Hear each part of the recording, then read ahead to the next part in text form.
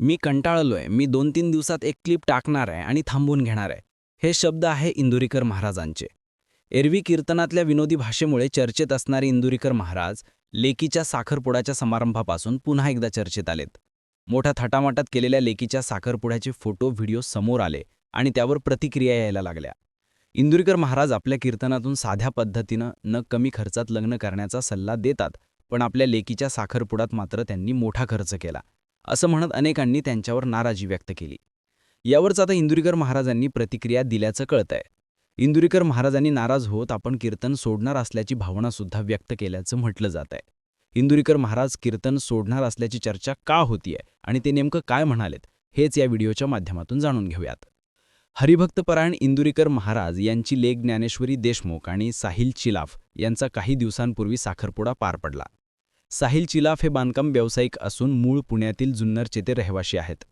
संगमनेरमध्ये एका लॉन्समध्ये या कार्यक्रमासाठी खास तयारी करण्यात आलेली होती. खास एसी हॉल, सजवलेलं मोठं स्टेज, वधूवरांचं वेस्टर्न पद्धतीचं ड्रेसिंग आणि त्यावरच फोटोशूट अशा सगळ्याच गोष्टी नंतर चर्चेत आल्या.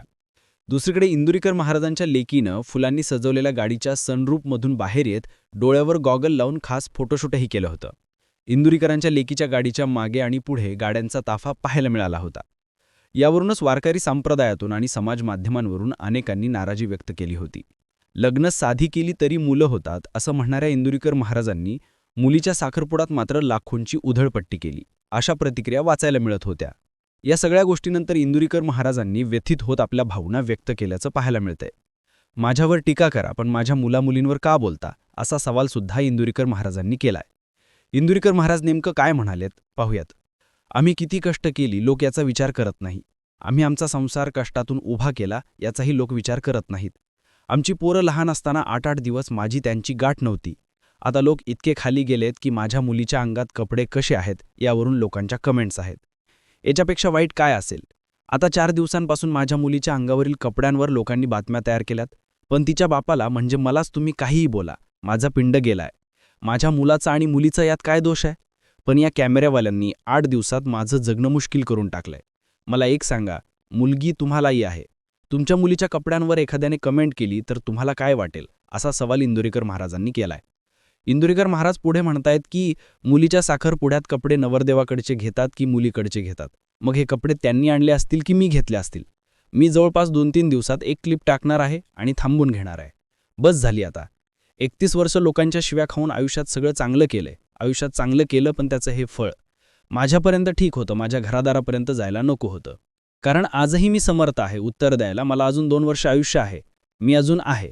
पण कुटुंबापर्यंत गेल्यावर त्यात मजा नाही. आता इंदुरीकरांनी कीर्तन बंदच केलं पाहिजे. आता इंदुरीकरांनी फेटा ठेवून द्यावा असं कमेंट करायला बोलायला लागलेत. त्यामुळे आता मी 2-3 दिवसात निर्णय घेणार आहे. या शब्दात इंदुरीकर महाराजांनी आपल्या भावना बोलून दाखवल्यात. एकूणच इंदुरीकर महाराज यांच्या या प्रतिक्रियाचा व्हिडिओ सोशल मीडियावर चांगलाच व्हायरल होतोय. लेकीच्या साखरपुड्याचा समारंभ झाल्यापासून या सगळ्या प्रकरणाची चर्चा होतीये.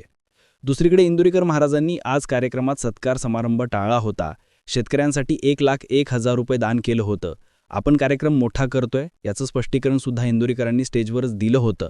मात्र तरीही साखरपुड्यात केलेल्या खर्चाची भरपूर चर्चा झाली. त्यामुळे इंदुरीकरांनी व्यथित होऊन या भावना व्यक्त केल्यात.